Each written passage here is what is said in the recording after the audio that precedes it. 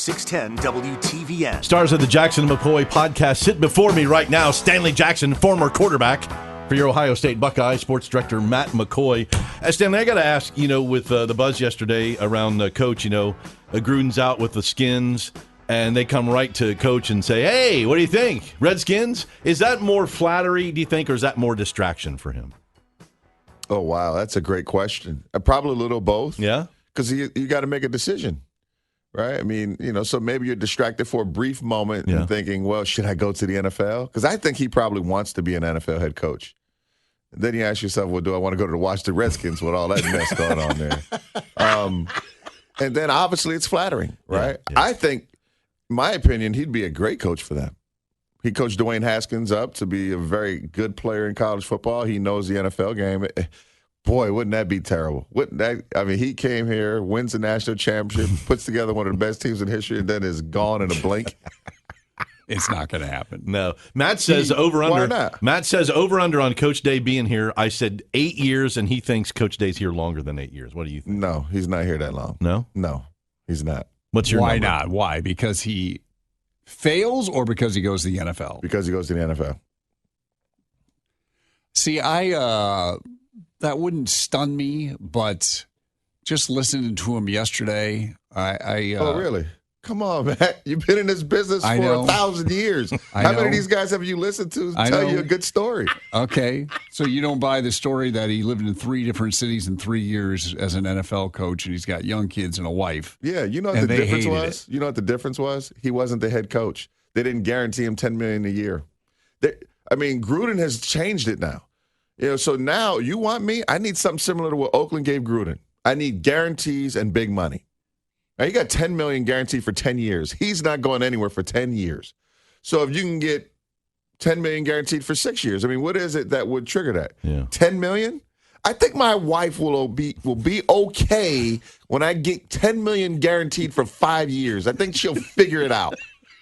I don't want What about the kids, though? Because you got to have a little soft spot for your kids. Moving them 3 different schools, 3 different sets of friends and all that stuff. Wait till you see the bedroom in this house that you get with the pool in the backyard.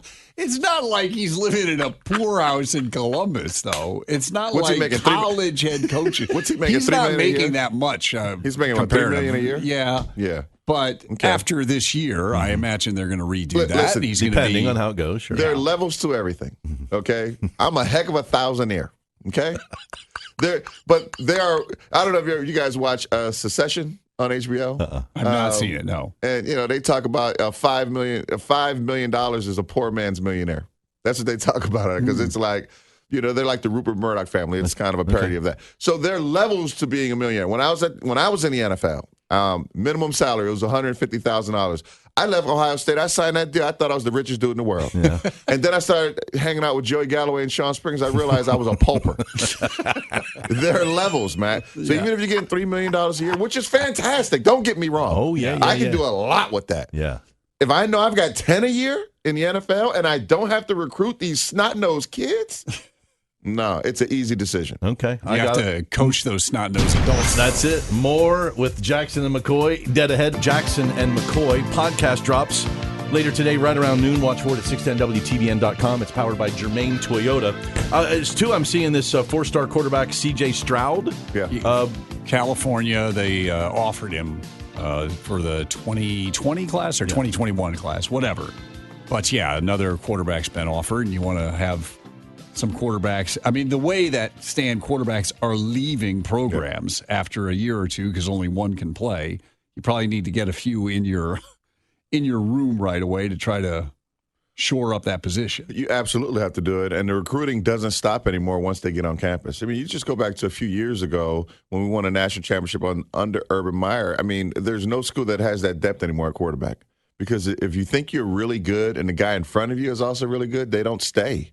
And so I hate the fact that we recruit 3, 4, 5 years out. I just think we give too much to high school kids, put too much pressure on them. But that's the nature of where we are, and you've got to get these guys committed. Okay, so if we started the year thinking that if Justin Fields got hurt, Ohio State was done, do you still believe that?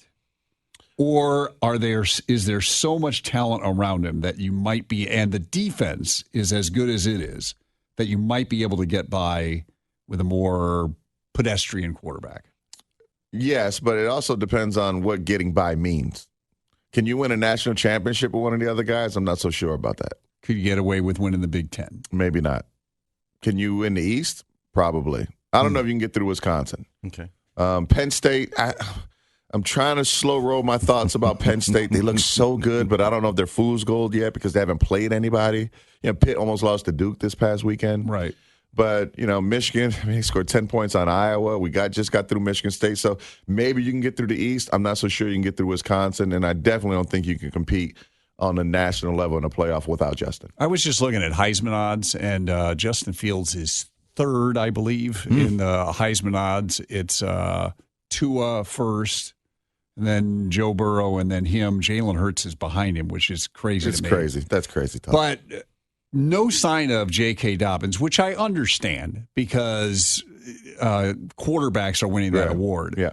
But this kid's having a heck of a year. He didn't have enough touchdowns. The only running back that they mentioned is Jonathan Taylor. Yeah, because touchdowns. He didn't have enough touchdowns. That's it. If you look at, he's got second more in the yards. country in rushing. He's got more yards than Jonathan Taylor, but Jonathan has maybe 5 or 6 more touchdowns, so that matters. The problem that you have today is that the quarterbacks just stack up the numbers. Not only are they throwing for 4,000 yards, 5,000 yards, they're running for 1,000. It's hard to compete with that. Yeah, it really is. You remember when Tim Tebow went 20-20? It was like, wow, that's amazing. It's pedestrian for these dudes. They all do that. Yeah, you're right. You're absolutely Or, right. they get 15 and 40. I mean, Dwayne had, 50 touchdowns? 50 touchdown passes. In college football? Yeah.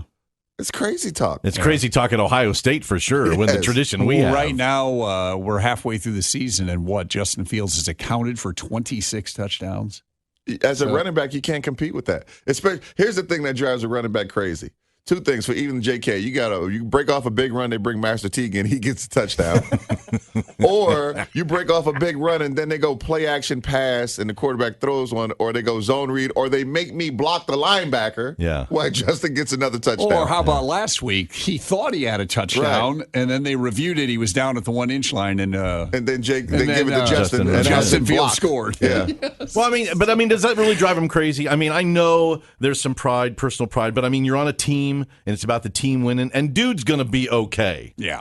The guys that are looking at the next level are like, this guy is a man-child. Yeah, but deep down, there's somewhere deep down, he's a little hot.